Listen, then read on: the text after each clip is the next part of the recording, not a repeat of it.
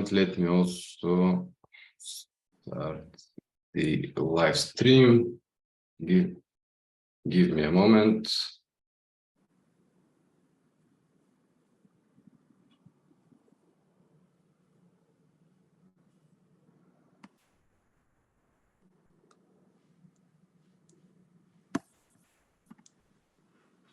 Okay, we're almost there. Yeah, welcome everybody. I think we can start this awesome webinar about unpacking SAFe 6.0. Okay, so let's go. Thank you all that you're here. We're really happy that we see you, that we have you. And as you can see, we're going to discover today all the secrets in the new version of SAFe. Actually, I think yesterday or on 15th, maybe the day before, I checked that they are exactly 2 months since they released this new version. So we're still, let's say, in the hype, in the trends, and let's see what actually is really useful for us and what's not. So this is a small disclaimer here. We're not selling SAFe. We are not, although sometimes we, let's say, work with companies, we help with companies to do SAFe, but that's not our goal. We're, let's say, framework agnostic people, and we try to actually to be up to speed with most of the modern and also modern frameworks, practices, etc. That's why we decided that maybe many people will be like us and will be interested to learn a bit more. So even though not all of you are using SAFe, I hope that like us, you'll be interested to see what's there. Because as you'll see later, actually many things in SAFe can be borrowed, let's say, or adopted. Doesn't matter that you're not applying the full framework, for example. So let's start and yeah, let's go. So let's start with a small story. Maybe some of you know that story, maybe some of you don't, but really I like to talk about this when I'm talking about scaling, because the first question is, okay, scaling frameworks, we have SAFe and many others, but why actually they exist? And there is a tale in India, which is about 6 blind men that were coming from all around the world to understand what is an elephant. Because only in India we have elephants, and these 6 blind people, they're coming from regions and countries that are not having elephants, and since they are blind, they cannot really see photos and films and etc. So they really wanted to experience, to see, to understand what that thing, an elephant. So what they did is that they went to India, they organized a meeting with an elephant, and they approached the elephant from all around it. So after they tried with their hands to touch and feel the elephant, they decided to wrap up and to discuss what's this, what have they understood about the elephants. So the first one who approached the elephant from the front side, he said, the elephant is something like a spear. It was sharp and hard, so something like that. The person that approached from the middle said, that's wrong. I mean, that was something big, like a tree or something like that. So he was approaching the leg of the elephant, obviously. Another said, no, it's something like a snake. You know, it was like a rope or something like that. He was approaching the tail. So you can see how when we have something big, in many cases, we actually don't understand the whole picture, and we see just or experience just part of it. And scaling frameworks are helping us to resolve that situation, to help us really understand the whole picture, the whole product, everything that we work on. Doesn't matter that sometimes we're focused only on a specific area. And have in mind that talking about, for example, products, software or not, we are actually not just experiencing the elephant, but we are actually creating the elephant. So if we don't know what are we creating as a whole, in many cases we get to problems, and scaling frameworks are helping us to resolve these problems. So let's see why actually one of these frameworks let's say the most famous one, Scaled Agile Framework or SAFe, released their new version because it's 2023. So pretty much we have many frameworks and stuff. And actually everything started many years ago, like in the 50s. So we have Toyota there. Afterwards, we have the first signs of companies using agile approaches. Maybe you have seen this article. It's released a couple of months before my birth. It's about how companies are using rugby type of working, where multiple specialists work together on a product. Then we have these two fellows which release Scrum, which nowadays is still very hot. We have the Agile Manifesto, provided by a bunch of, let's say, software high quality experts that decided to distill the essence of their magic that they're using. So they created Agile officially in the Agile Manifesto. And with the time, we have all kinds of frameworks like LESS, Scaled Scrum, Kanban. SAFe appeared somewhere in the middle of the, a little bit after the first decade. So we have then even newer frameworks, as you can see. And here we are, AgilePool, with you together, coming to unpack the new version. So maybe you ask why, what's the essence of it? And there are many questions of that question, but what actually we can see, let's say historically, if you analyze the problems that were targeted in this timeline, actually we can see that in the beginning, more on the left, we were trying to resolve individual, let's say, issues, to make individuals more, I don't know, efficient or working better, faster, you know. And with the time, the more we go on the right, we start focusing more on teams, on organizations, on working in a collaborative manner.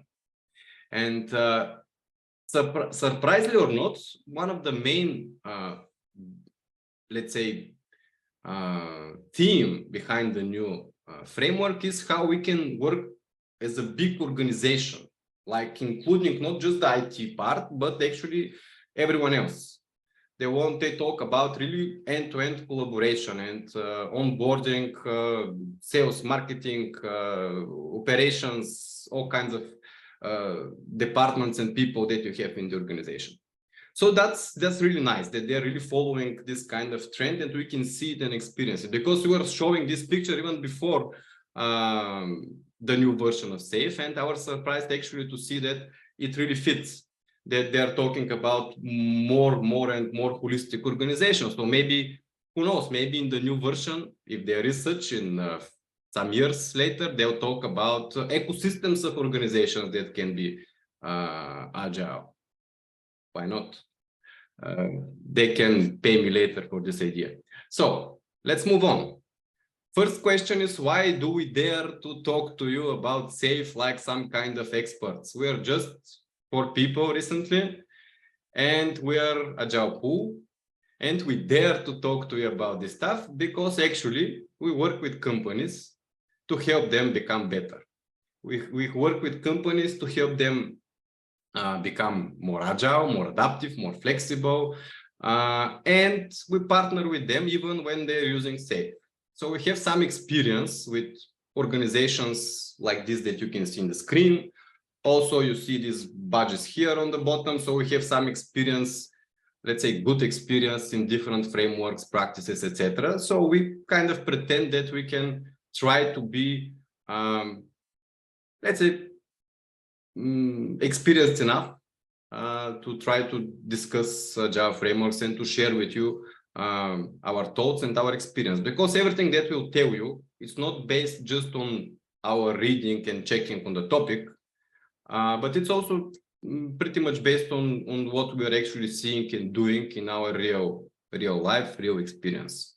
That's why we do it like unpacking, you know, these videos when people are unpacking new products and sharing how they see them. So this is what we're going to do today. I hope that you're going to join us, because I'm sure you also have a lot of experience. We have here many people, and many of you have experience with SAFe, with other frameworks, with working in a company at all. So I suppose we're going to discuss the pros and cons even from your point of view, and we'll do a real 360 unpacking review of this version itself.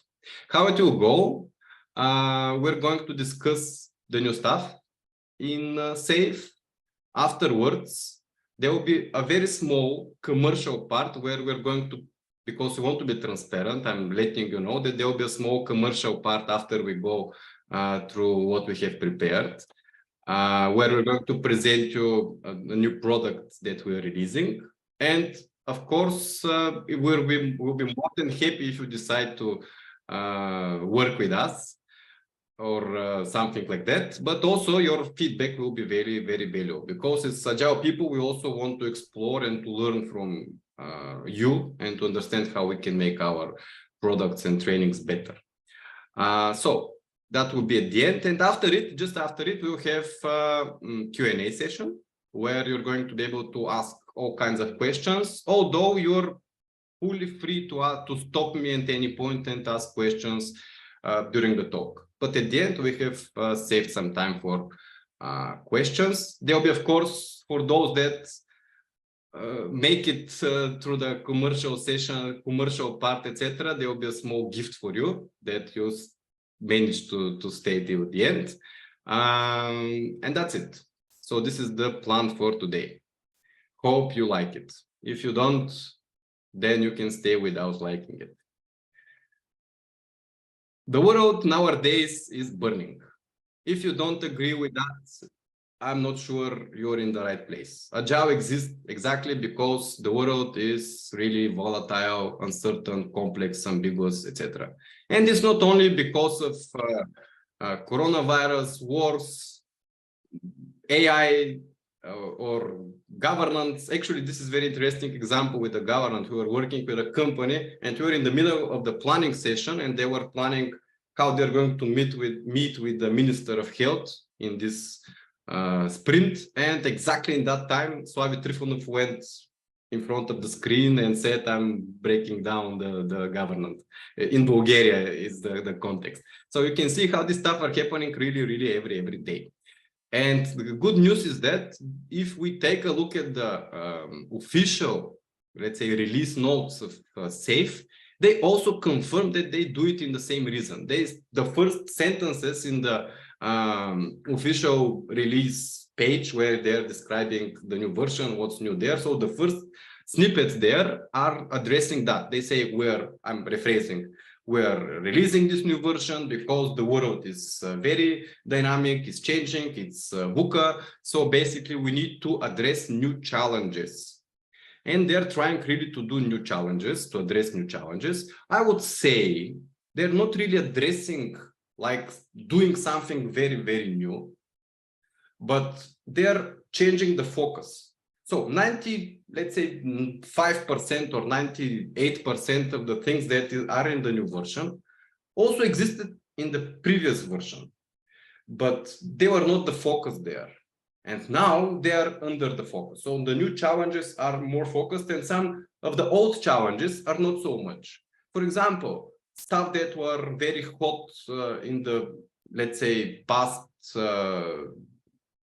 let's say 5 years ago, like how to make train or art to work together to release value. This is a bit going, it's of course very important thing, but now the focus is a bit more on how to include other people. How can we not focus just on the production, on the, let's say, engineering part, because we all know about water scrum fall type of stuff or water agile fall type of stuff, where you have whole organization and just the engineering and somehow iterating and everyone else is really slow. So they're really trying to put the focus there, although this stuff existed before. Other things that are more concrete that they want to address in this new version are resilience, because you saw these examples of wars.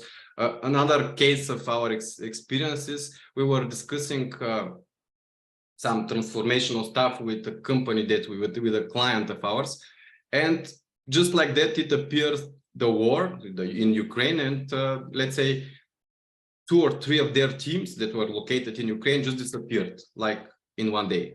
They were not there, and they were not existing in next month or so. So you can see how they actually need to be resilient. They need to survive that. They managed to relocate them, to do different stuff. But these things happen, and we need to be really resilient. Other stuff that are under focus in this new version are digital business, or how we can apply digitalization in business and end-to-end business agility. And also, when I say end-to-end business agility, another very big focus point is the holistic view of the value flow. So imagine from a request of the customer till money in the bank, how can we actually make the whole flow more, let's say, smoother and without interruptions, faster and smoother. Yeah, that's in a nutshell. Although flow, lean, this kind of things really existed before as well. How we're going to move forward? So there are few stuff. First, again, holistic view. This is the main idea behind that. It's the main idea behind the framework in general. That's why SAFe it's so big. It's so there are so many elements. If you open the picture, it's so heavy now with all the new stuff that they added. It was heavy even before that. So really, the try is to make it more holistic, and what they're trying to do is to see the whole organization. How can we apply SAFe in the whole organization? Their motto, work differently, is addressed directly to the part of the organizations that are not IT, that are not digital. So they say at some point, sales, marketing, business, etc., they need to start working in different manners. And they say everything from marketing and finance to security and HR, everything should go. Actually, this is nothing new. We all know that, for example, HR is crucial. Agility, agile is culture. So if we don't have proper HR in terms of culture, drivers, etc., it's a big issue. We all know, for example, what happens in organizations when where they have bonuses for performance. Maybe you have seen that. If you have not, we can tell you very interesting stories of people that are really shooting themselves in the legs just to manage to get the bonus and destroying value and opportunities. So or shooting their teammates, Yeah, so HR is nothing new, for example, but now all these areas which were not in the focus before are under focus now. Also, another holistic, let's say another dimension of the holistic view is bottom to top. It's aligning strategy and execution, because it's not enough just to align the different, let's say, parts or steps of your flow. You need also to align strategy and execution. So they're also focusing on that too. Although again, exactly here, I don't see new things. I just see some wordings, elements, etc., that were before that a bit more, let's say, in the backstage, and now they're up front. Cool. If anyone has any questions, topics, or concerns, let me know. You can stop me again. I don't really mind if someone wants to share anything in this case. So, any questions? Let's see in the chat. Can you share with, like, from 1 to 5 how interesting all this sounds to you? 1 is that's super boring, and 5, that's the thing that I'm dreaming about every night to learn for. Can you write in the chat just to check from 1 to 5 how do you feel about this topic?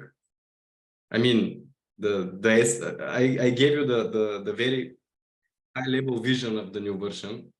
So we have some 3s, 2s, okay, 3 to 4, okay. So let's see, maybe when we go to the lower level details, the ones that have lower numbers will find something more relative to their case. Oh, we still have people to say.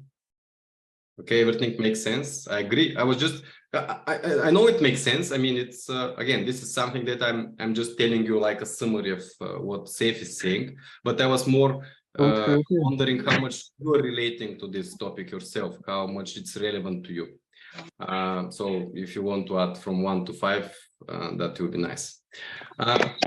Cool. Let's move on. There are 6 primary themes in terms of the change, and these 6 primary themes are the following. Foundations of the business agility. So they had to build, let's say, I would not say build a whole new foundation, but they need to adjust the overall bits here and there in order to really provide foundation for business agility. For example, just a quick example, they have adjusted some wording. Because I'm sure many of you know how non-software, non-IT, non-digital people react when they hear software or IT. They're like with the cross trying to, so pretty much they have tried to make the language and the stuff really not so much software oriented. For example, they're talking about solutions, not just products. So maybe you're delivering a service or something else. So you can also find yourself there. So they're changing many things like that. There is a second topic or theme, which is about accelerating the value flow, which we just discussed. They have clarified, they have spent, let's say, some time to clarify responsibilities and roles. I'm not quite sure about the real motivation to do so, but they have done it. So we can speculate after when we go to this why they did it. SAFe across business. This is now building on top of this foundation.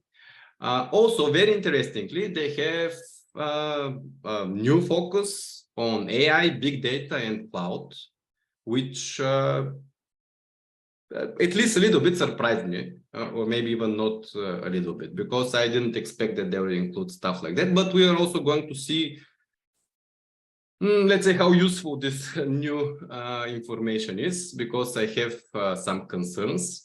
And they also talk about measurements, growth, and OKRs. So these are the 6 primary themes. Let's start with the first one, with the foundations. So if you take a look at the whole picture of SAFe, you see basically now we're focused on what's the roof, what's the on top, and what's on the bottom.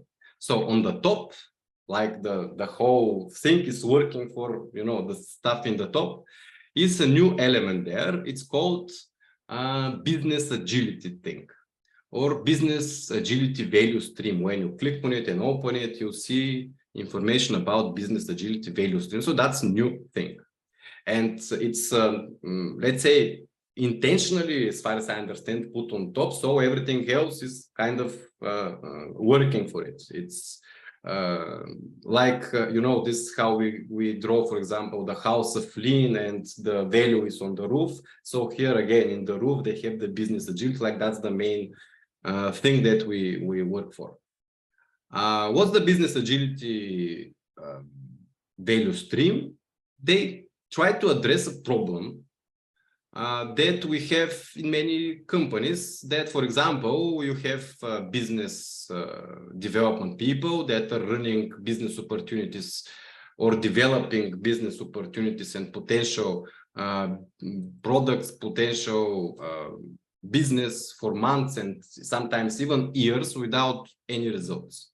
So here they are emphasizing that if you are doing business, let's say, development, if you're working with potential customers and etc., your ideas somehow, or your product opportunity somehow needs to get to an MVP in 2 to 6 months. They have broken down this into concrete steps, but this is kind of, let's say, in a nutshell, lean startup.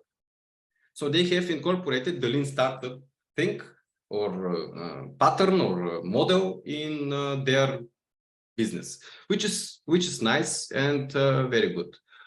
Maybe what I could say is that this is very important because it really brings on, let's say, upfront the problem: how do we work on the right things, how we deliver value, not just about how to deliver more. Doesn't matter what we are delivering. I would say, although it's there, they still have what to improve in terms of applying and using this business agility value stream. It's a bit confusing. For example, who is going to work on this business agility value stream? In the first place, I kind of decided they wanted to build an art. Maybe just to explain, an art on an agile release train is a team of teams. So in the beginning, I was more, okay, they want to build an art in the business area, like sales, marketing, business development, this kind of domains, operations, to build an art there, a team there, which makes sense. Actually, in our experience, sometimes we also do it. We try to work in a agile manner in this with these departments. But when you take a closer look, you see how they have listed just several options how you can do it, or how you can actually approach that problem. But there is not clear understanding of how to actually achieve that. Although it makes sense. If you have an opportunity, you need to go through sense, fund MVP, organize around value, blah, blah, blah, blah, blah, blah. So again, lean startup type of implementation. But who is going to do it, how is going to do it, not so clear, which might be also reasonable because it's really subject related. Next thing that I want to focus on is what's on the bottom. What's on the bottom? What is under the whole SAFe thing? What's the foundation of it? And the very low level foundation is containing several elements. So the first two that I want to focus on are lean agile leadership and continuous learning culture. I think it's very good that we have this stuff visible, explicit on the board. If you take a look and open and read what's behind these pictures, you'll see how they want to propagate continuous learning culture, which also existed before, how leadership and etc. is super important. We all know that. So this is good that this stuff are in the picture. What is maybe not so good is that although they're in the picture, they're kind of on the bottom in the corner, so not so much in the center, not so much under focus. And it's not just because they are located in this picture like that. It's because we have them as a foundation, but when you start reading about different, let's say, more complex type of stuff, like, let's say, PA planning, we don't see much about agile, lean agile leadership there. We don't see much about continuous learning culture there. So I would add a bit more about this stuff also in the concrete practices and stuff that they're preaching on top of it. It's not enough just to say, okay, you need agile leadership, you need culture of continuous improvement, go read this stuff and do them. It's just not enough. It's not working like that. You need to have this everywhere. You need to understand how actually this is done, this is applicable, this is applied in all the dimensions of this picture. So this is the small, let's say, criticism of our side. The next ones are these three here: lean agile mindset, core values, and SAFe principles. So what they did there, first, they kind of, as I said, changed some wordings. So they wanted to make it, for example, the house of lean kind of as a word disappeared from SAFe. But it's not disappeared, the subject is not disappeared, it's just the lean is disappeared. It's replaced by words like managing value flow, making it without interruptions. So different parts of this picture actually now contain the elements of this house of lean that we know, like, for example, respect for people now is a core value of SAFe, and make value without interruptions is a principle here, and etc., etc. So they have kind of found places for all this stuff, and they removed the lean thing. In the similar manner, they have replaced some wordings here and there. But if you ask me honestly, that's a bit confusing. I mean, take a look at this thing. We have lean agile mindset in terms of principles, agile values. We also know that behind agile values, we have the agile principles. We have SAFe principles. Okay, they removed the lean ones, put them somewhere, but they are still existing. We have the SAFe core values. So I'm getting confused, you know, why we should have so many type of values, so many type of principles, so many type of cultural elements. I mean, it's confusing if you ask me. Maybe that's my personal sense about it. But if you really want to be, let's say, cultural driver behind this, it's at some point it becomes confusing. Okay, what is where? What is part of what? What was the kind of core value? What is the other? I mean, we have core and not core values. I mean, what are the other values? They are not important. They are not core. They are side values. I don't know. It's a bit strange. But still, it is how they organize it. Maybe they wanted to simplify it, like a divide and conquer type of organization, but it's, to me, a bit confusing. Maybe you will agree or not. So, for example, these are the core values you can see. I think it's nice that they are kind of surrounding the whole picture, so you can see how they are holding the space, which is nice. And so, let's see what we have next. The next one is accelerating the flow. So let me tell you the big, let's say, surprise. Everything here is just lean, nothing new. They just replaced the lean principle to be make value flow without interruptions.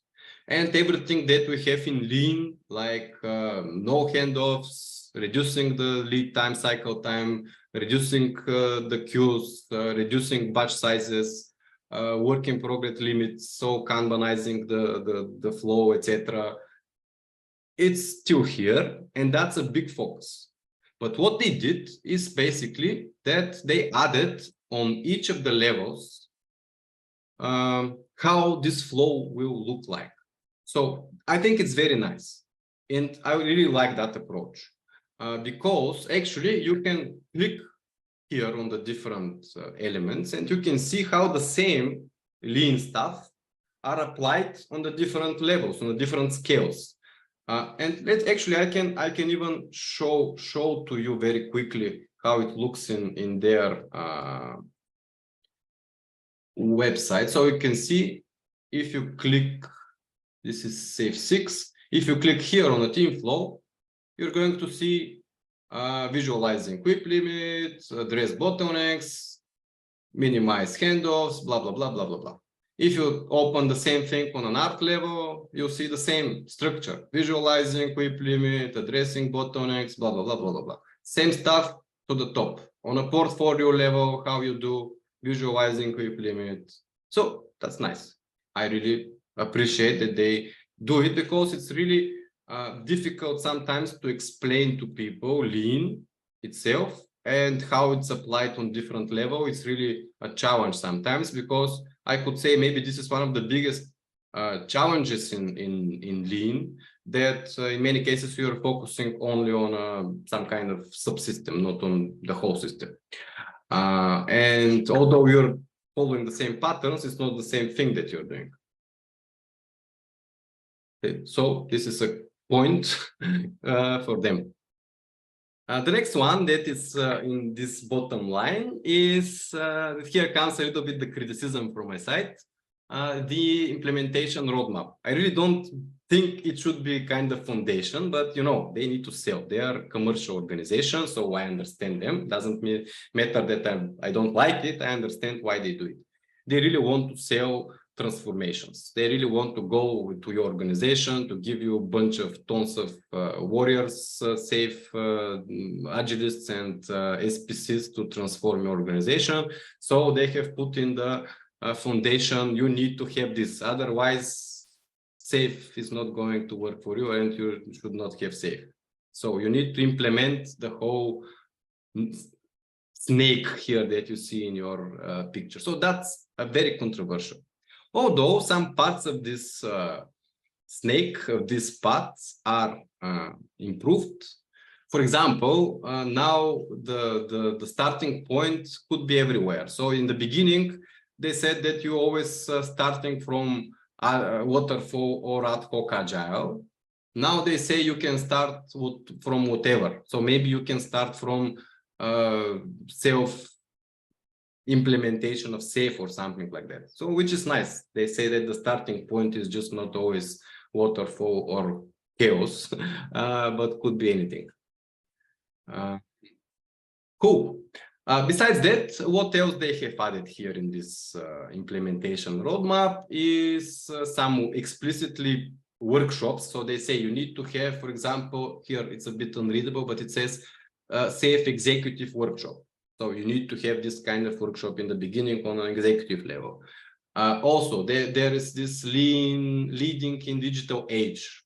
It sounds very nice. Leading in digital age. I was a bit wondering why digital age, why they use this wording here. But what they mean is nothing, let's say, unusual. It's to work with the leadership of your organization. And I suppose because they want to address organizations also outside of IT, businesses and domains that are working on all kinds of business domains, they want to tell them, guys, you need to get into the digital age. You cannot be leaders and leadership coming from the old times. You need to get into the new times. Maybe this is the idea of this labeling. And besides that, there are some wording changes, like extent is now enhanced. I don't think that's very important. Maybe it is, maybe I'm wrong. So going to the next one and clarifying responsibilities. What we have here, more details in the different roles that we have in SAFe. So if till now there was some place for let's say self-speculation and etc. for adapting stuff on your own, they're trying to reduce it as much as possible and to tell you more and more details about how the roles are supposed to be working, what they are supposed to do, what are the responsibilities, which, as you can understand, is how it's the word two-edged knife. So basically, from one hand, it's good to have more details, because if you're new in SAFe, if you're coming, as I said, from different not IT domains, backgrounds, you maybe would like to see more prescriptive description of what you need to do if you are a business owner, for example. But also, you know that this also has a limiting effect. For example, if you're unexperienced and you're too focused in concrete stuff and there are too many, like you need to do a huge list of things and to be responsible for a huge list of things, at some point you're so close to this stuff that you don't see the big picture and you're not really able to be smart and to act really adaptively and agile. So this is a problem and criticism for SAFe, not from now. It's from many years coming in the agile, let's say, community as a criticism against SAFe, that they're so prescriptive that at some point they're really like micromanaging you about how to be agile, which you can see it's really not nice in some manner. SPCs, are a huge focus. You can see SPC mentioned, I'm pretty sure, maybe in 80% of the articles and places. So why this is there? Because SPC is a person who is certified in a whole chain of certifications, and the SPCs are the official people that are able to adopt Agile SAFe, not the others. So you need SPCs. That's the whole message. You need them everywhere. They are crucial. Without them, you are going to die, which you can sense. Maybe it's not the case. It's of course good to have people that are qualified, maybe certified, experienced, but yeah, I'm sure you can achieve very good results even with experienced people without SPCs. So the focus should be experienced people, not SPCs, but yeah, they are selling also their business. Next one, arts and solutions. What I mean here, I mentioned that in the beginning. The art as a team of teams is now providing solutions, not just products, not just so this means that they can work on business cases, on services, on everything. So that's a good one, maybe, to replace some kind of the wording, to show the people that SAFe is not only for IT, and you can be an art of, I don't know, lawyers or medical experts, and you're providing a solution which could be a service, not just a product, for example. Also, something else they have are the so-called key collaborations. What are the key collaborations? This is how different, let's say, how we call them SMEs, subject matter experts, like system architects, solution architects, product managers, solution managers, etc., how they need, with whom they need to interact. And you can see, for example, if you are a solution architect, you need to work with these people, with these people. So this is your communication network, which is a good thing, because we know that these people tend to become track factor one people. So if a truck hits them on the road, your company is going to die. So they're trying to hold everything in them and to be really bottlenecks. So they want to tell them, you know what, you need to work with others, you need to talk with others, you're supposed to communicate. So they're key collaborators that you need to collaborate with.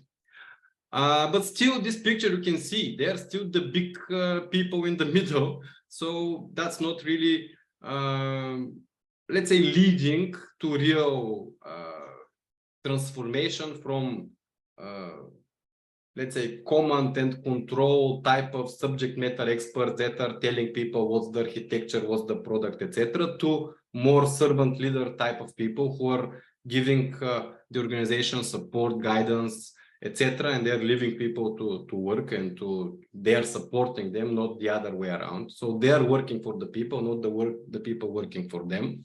So that's still not, I think, the case. And maybe this is because it's difficult. This is maybe the most difficult part, to change the middle layer of your organization to become servant leader from micromanagement type of organization. But still, I think it's good progress. Today we had a small chat with Chrissy about the Scrum Master. Chrissy, do you want to share your opinion about how they changed the Scrum Master, which is now actually Scrum Master / team coach?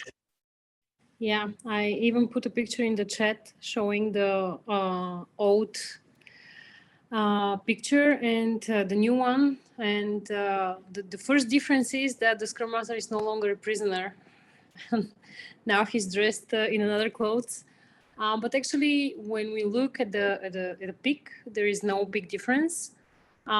Still, the Scrum Master is taking care for improving the art performance, facilitating events, supporting the execution, improving the flow, building high-performing teams. They haven't changed anything here.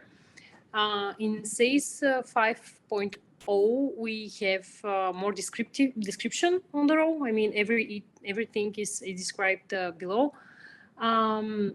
But yeah, the main difference is now that the Scrum Master can be a team coach, whichever is best suited for the context, is what the new guideline says. And Yeah, for me, this is a bit confusing, and I can imagine that it's going to be confusing for all the people that are working in the SAFe context. Since coaching was until now also expertise of a Scrum Master, and I'm not sure how it's going to be changed when we change the name. I don't like this approach personally, but yeah, maybe there is a good reason behind that. And yeah, what we were talking about with Nicole is this change of the name actually in a good sync with the new values in the Scrum Guide, the last edition of the Scrum Guide. So maybe this is a topic for an open conversation when we come to the Q&As. So if you ask me, today what I did is that I put really the bold description of the Scrum Master before and now one to one next to the other. There is no difference. There is like 0.2% difference, and it's just cosmetic. But still, when you open their release notes, you will see how they say now officially the Scrum Master is released to work everywhere. Yeah. So maybe what they mean is the name, because now it's not just Scrum Master. If you like, if you want, you can call him or her team coach. So this means that you can have team coaches like everywhere. I don't know, you can be a sales team and one of you be the team coach, although you're not doing real SAFe, Scrum or some, maybe you're just iterating somehow, but not real Scrum, which makes some sense in terms of, let's say, adoption difficulty, that people will understand better that they are team coaches, not Scrum Masters, if you're not doing real Scrum. Makes sense. But in general, what I could tell also is that they are also trying to emancipate as much as possible from Scrum and Kanban, because they were criticized before that what they're doing, they call it Scrum or Kanban, but it's not. And now they officially say we have SAFe Scrum and SAFe Kanban. Yeah. So pretty much what they have, if you open their SAFe Scrum, it's not really Scrum, it's different thing. For example, the product owner is no real owner there. He's just, or she, just a backlog manager. But anyway, you can also see different other stuff. So they now kind of officially say, yes, we are not doing Scrum. We're doing SAFe Scrum or SAFe Kanban or SAFe whatever. Which is, I don't know if it's good or bad, but this is how it is. Something that I'm not really a fan of is that there is a place, a small icon on this big picture, building quality. First, for some reason, building quality and DevOps look like totally different things, like they're on two sides of the picture, so like they're not related, which makes no sense to me. DevOps and quality and building quality should be actually same thing. But what we can see under the building quality is a bunch of, how can I say, bunch of stuff that are addressing, I'm really, let me show you why I don't just show it. It's going to be much easier if I just show it. So if you see, for example, building quality here, you can see like, I don't know, 3, 4, 5 pages at most, stuff for quality with some kind of reference to Wikipedia. So you see, that's really not serious. I mean, you cannot talk about building quality and technical excellence and this kind of stuff with just several sections like this. I mean, standards, definitions of done, workflow automation. I mean, really, are we going to really implement automation with this snippet here, or business quality or stuff like that? So it's really kind of, I see it as a draft, like someone has started something but didn't have time to finish it. So maybe there will be more in next versions of it. Maybe fancy stuff are added here, like hardware, etc. So maybe if you are hardware type of organization or some hardware specialist, and to say, why are you giving us SAFe? This is just for IT, and they can say, no, it's not for IT. You can see here, they also have a part for hardware. But if you take a look, I don't know, if you're really implementing automotive car industry type of thing, and you read an article of 10 sentences and you say, yeah, now I understand that SAFe is for hardware, really it's not going to work. Yeah, this is how we see it. Cool. Next one. Next one is SAFe across business. I'm going to increase a little bit the speed. It's, again, good idea. We talk about rewarding, changing the foundational values, putting on top the business value stream. But when we get to the real implementation, what we actually have is 5 patterns. Just 5 patterns that kind of might work somewhere or have worked somewhere, and they tell us, try this 5 patterns or some of them, or none of them, I don't know. Which are not that bad. I mean, they are, for example, business-enabled art. This is to include the business people in the release train. So to put them in the middle of the whole picture and to include them everywhere in the value flow, in the train, in the team, which makes sense. The next pattern is Agile business train. This is to build a, let's say, train of trains, which makes some sense to put inside operations, business, and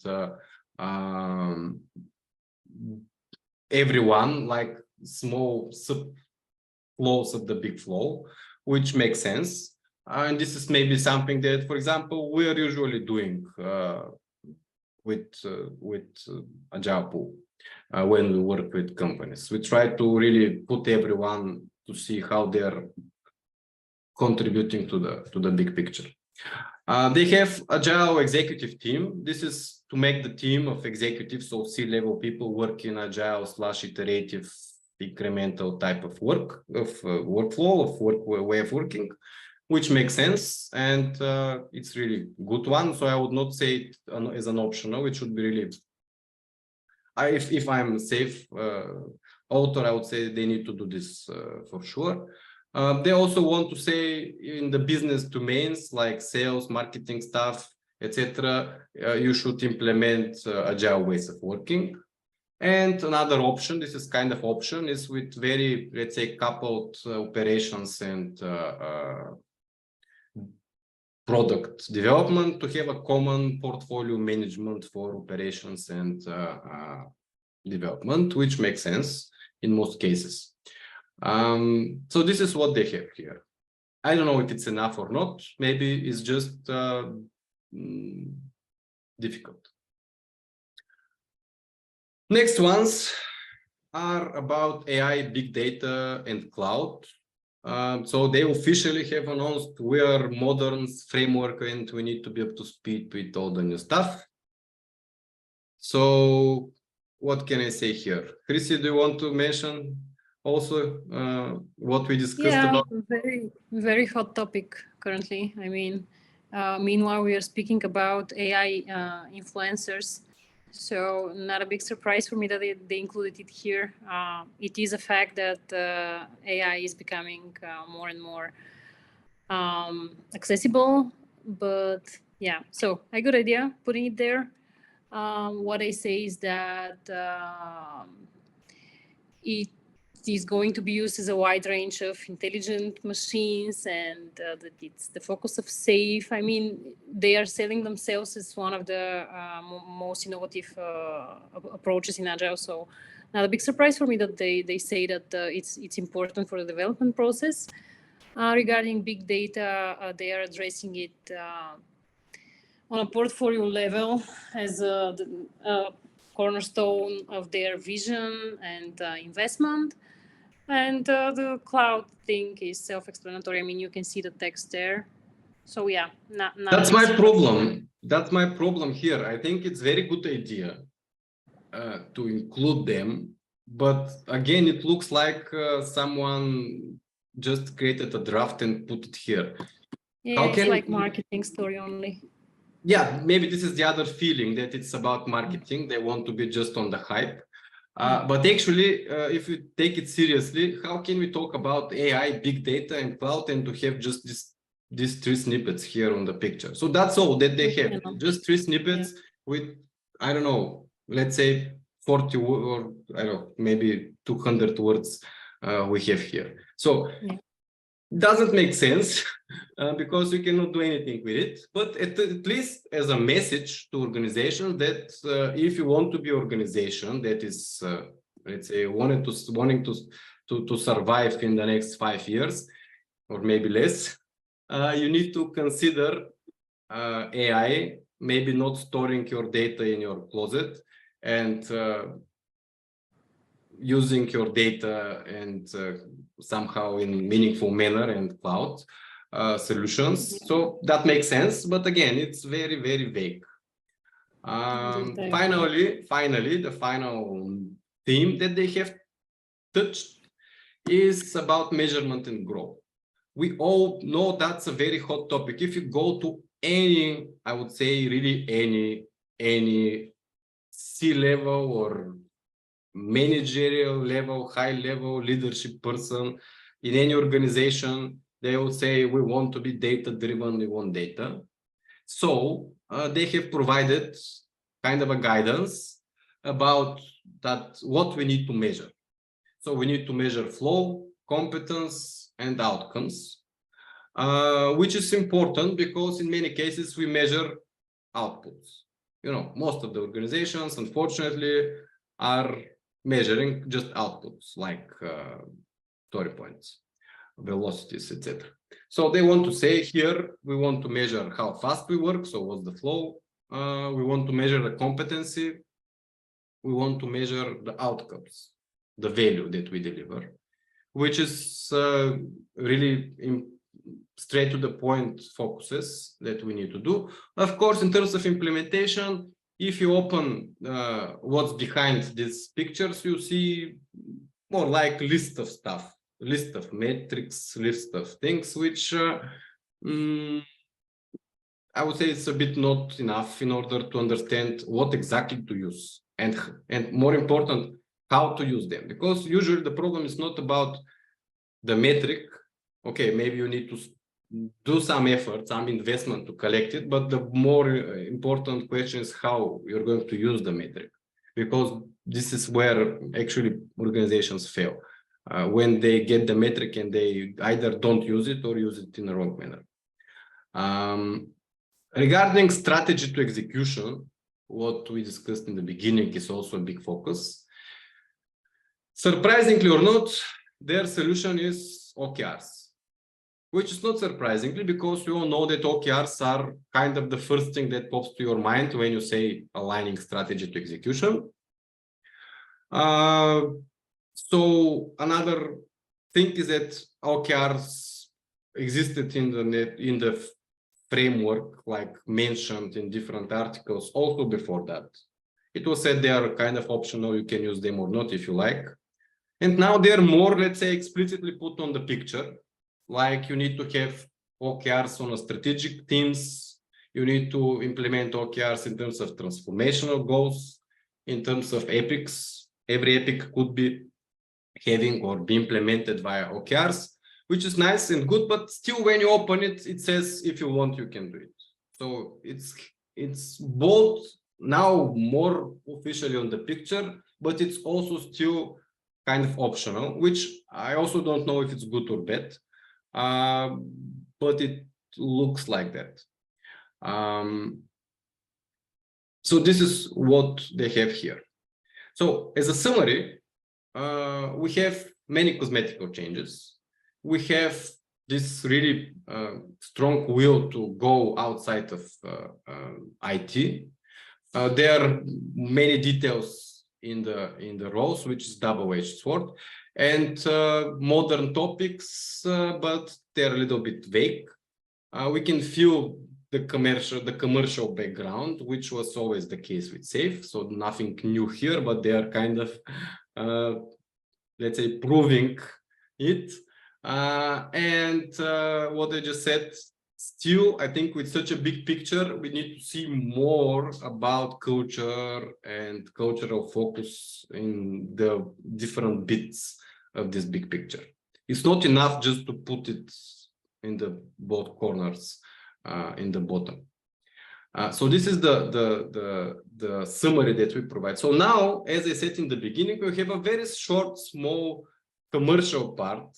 And if you stand it, you get a small prize. And afterwards, we'll have a Q&A. And very important, you also, after the Q&A, we're going to share with you the two key, very important things that you need to know about scaling. Really, this is not really a part of SAFe, but they're going to be very, very important here. And this is maybe the biggest, at least mine and ours, critics against SAFe, but this is going to be shared at the end. So wait for the two final very important points. So first, let me tell you about Diana. Diana is a manager at Roche, very high-level manager. She came to one of our trainings and she was kind of, I don't know, she really adopted it like in 5 minutes, I think, the whole agile mindset. So she went in her organization, and of course, there was also, let's say, a strategy behind Roche. It's a medical healthcare organization that just to tell you, they're healing cancer. They're nothing to do with IT. So, and they implemented huge improvements. They don't really implement it agile. I mean, just agile. They really implemented improvement. They managed to save people's lives using agile. And we see our small contribution in the somewhere like 0.1% in our training, where we kind of inspired this lady. So if you want to be inspired like that and to achieve results like that, maybe it's going to be a good idea for you to sign to our training workshop, which you can find very easily. And here we're really going to help you deliver, to help you be able and understand how to deliver 400% faster. And that's not just an invented number. This is coming from our experience. We work with several companies that reported that, for example, a project that is executed in, let's say, a year has been done in 3 months. So this is really our experience of how you can achieve that. We're not, of course, promising that you achieve it, but to help you be able to do it. So this is about the training itself. And because we have a very bright marketing lady who told me, you know what, before explaining what's the workshop about, try to tell the people what's their, to address their pain points and their motivation, the outcomes that they will receive. But at the end of the day, after when I thought about it, okay, what should I present? Like, how can I start with the why, you know, Simon Sinek type of things? Because I actually don't know you. I don't know what is your pain point. And this is actually the best, let's say, from my perspective, part of this training, that when you come, actually, we're going to adapt the workshop based on your situation, on your experience, on your goals and pain points. Because, of course, I can tell you that you're going to be able to negotiate better with your customer. But maybe that's not the case for exactly the people that we have in the workshop. So maybe your problem would be, I don't know, I want to be able to get really high-performing team. So this is maybe the best part of our trainings, that we're going to make them custom. It's not out of the shelf, copy-paste type of thing. Although, as you can see, we have a bunch of videos in the self-learning, in the e-learning platform that we have, and etc. But everything is really adapted on the fly, let's say, which I think is a huge thing. Regarding what you achieve, what you get for this prize, as you can see, because you're here, maybe that's very important to say, because you're here, if you want to apply for this workshop, you just write down in the message panel in the sign-up form that you've been in this workshop, and you're going to receive a discount special price, which is here on the screen. So just because you are here, you're going to receive this special price. Just write down a message in the description that you've been here. Besides that, I hope also you can help us understand better our customers. So maybe you can also message us with what you really need. Let's say not from this training, maybe from other training. What's your real pain points? Maybe for some reason this training is not addressing your points when you take a look at it. So just help us at least to make it better. Finally, the price for the people that are still here. If you want to somehow get an additional weapon of how to convince or how to sell this to your boss, to your manager, you can download using this link. You can scan it, or you can just go to our events page and download a guide of how, with several tips, how actually you can try to convince your company to pay for the training. And actually, let me tell you, these tips can be used also for convincing them for other stuff as well. So you can actually use them for other things. And honestly, these tips, they're really working. They're even checked with ChatGPT 4, not 3, 4. So they're checked with it. Any questions before I move to the very important stuff about scaling? No. No questions here. So let's see then. Let's say we have 15 minutes to the official end. So let's spend about 10 minutes for Q&A, and the final couple of minutes are going to be for these really important 2 things that you need to know about scaling. So what are your questions that you have based on the delivery, based on the topic and the content? Do you have any questions, topics? You can also write in the chat if you want. For example, I see in the chat we have one question. May I ask you to share a few examples of KPIs and OKRs you have used? Of course. So first we need to make a difference between KPI and OKR. The difference is why you use them. KPI is just showing how what's the health of your whatever you're measuring, your product or whatever. OKR is a goal. This is what you're trying to achieve.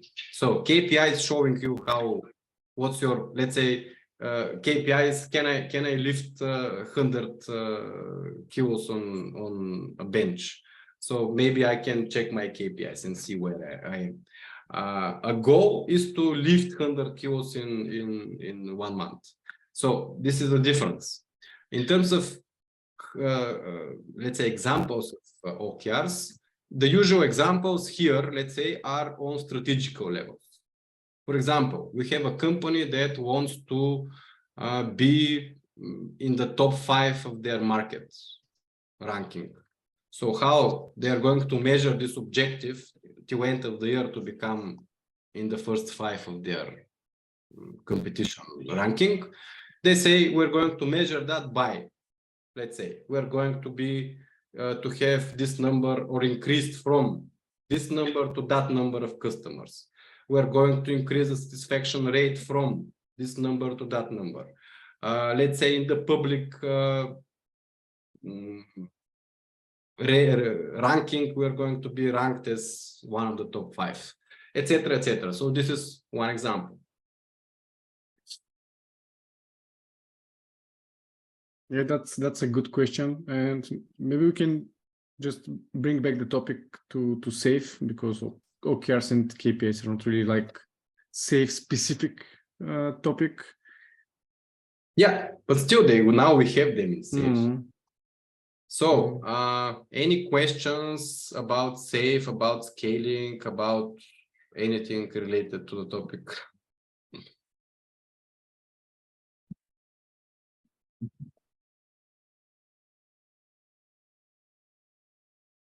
Don't be shy.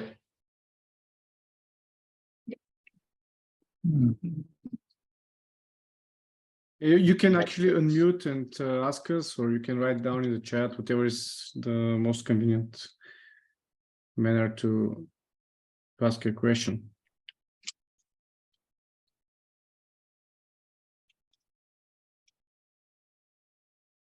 Maybe I can ask a question. Nicole, can you explain us what's the difference between business agility and business resilience? Because we saw that one of the new topics in SAFe 6 is around business resilience. What's actually the difference around this? That's a very good question, Bobby. Actually, we have not. That's important. We have not agreed before that you're going to pass me that. And actually, that's not let's say the easiest question, because business agility is a term that is very overloaded.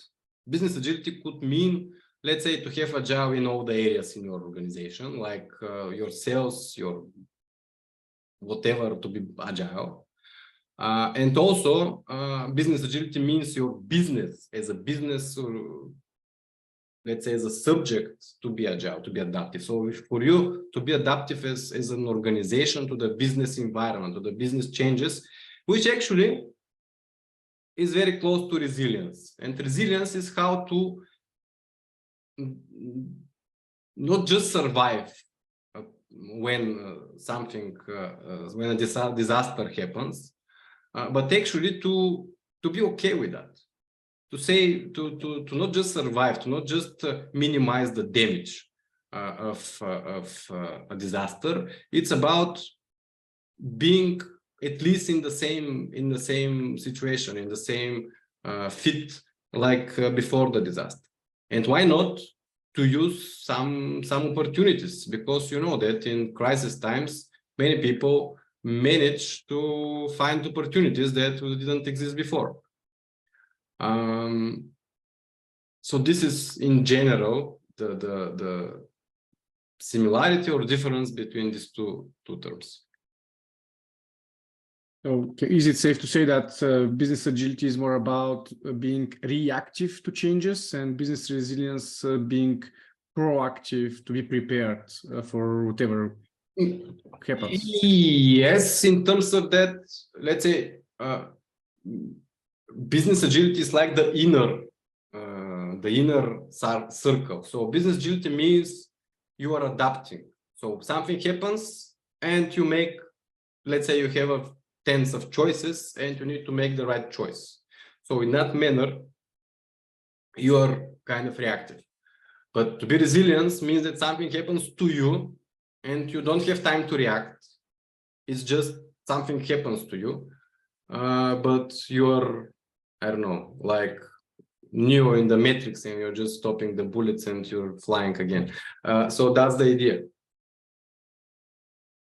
Thank you. Come on, any other questions? We can ask ourselves questions all day, every day. Yeah.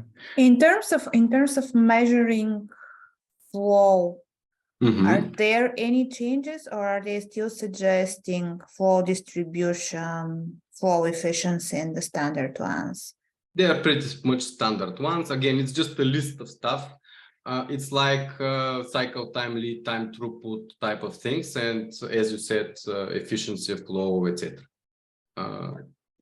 Yeah, and according to you and from your experience, which one is the most efficient to start with in terms of measuring flow?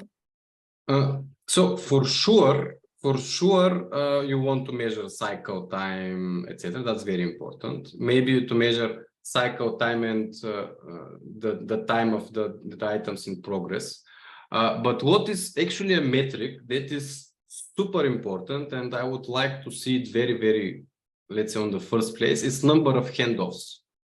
This is something that no one really often, let's say, pay attention to. How many times we hand off a work between different people? Because this is a very core lean type of waste that we don't really target in many cases. Number of handoffs. That's one that I would say like a more interesting and important one than just measuring lead time, cycle time, because it's really, it makes more sense in terms of giving you more sense to act. When you see cycle time is 5 days and you say, okay, I need to reduce it. So what you're doing, it's not really clear. But when you see, I have, let's say, average 5 people handing off 5 times or 10 times a piece of work in order to get it done, you would say, okay, how can I reduce it from 5 to 4 or from 3 to 1? How can I make smaller number of people do the same work?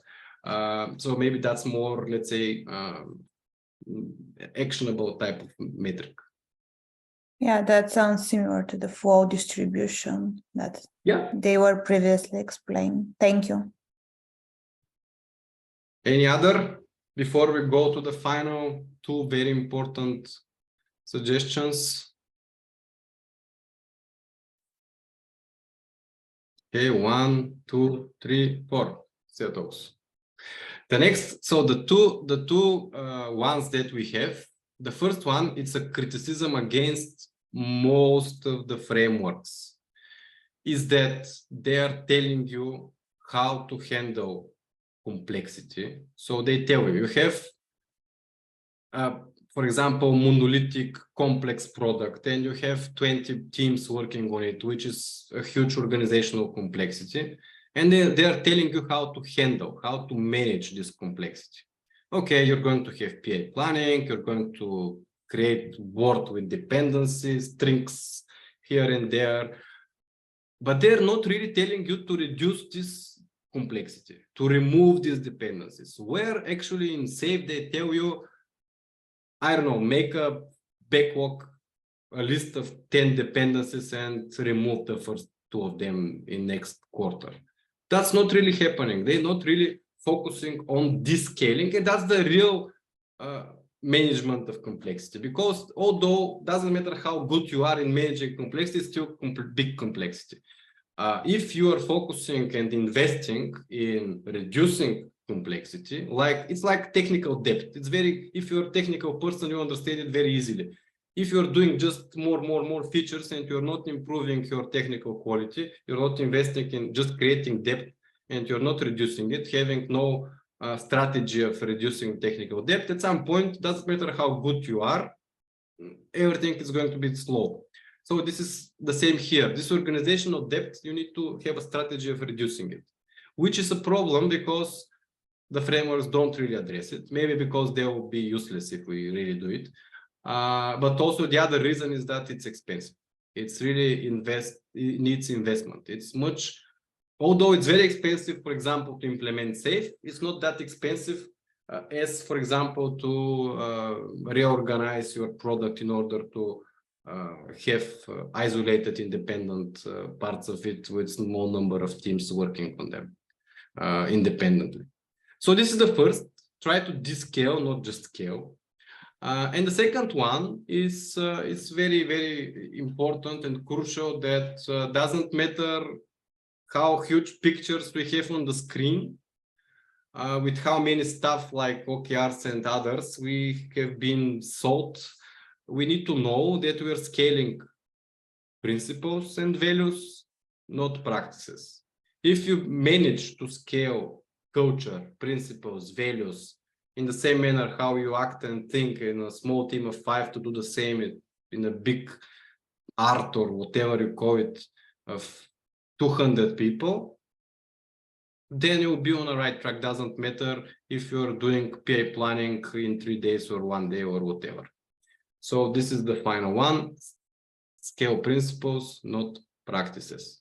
So thank you all for your time. I hope it was really interesting for you. If it was not, let us know, give us feedback. Maybe next time we can address a topic that you are more interested in. And have a great evening. Yeah, thank you everybody who stayed actually 1 hour and a half or so with us and still here. It was a pleasure for us to prepare this this for you.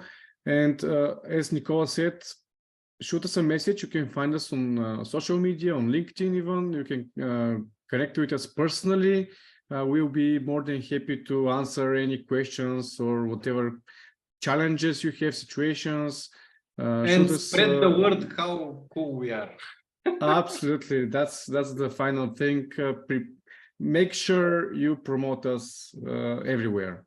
Everywhere. That's our dream to conquer the the local world. store. Okay. Cheers, everyone. That's Have a great evening. Bye. Bye, everybody. Goodbye. Thank you. Bye-bye. Bye. Bye bye. Thank you. Thank you. Hmm?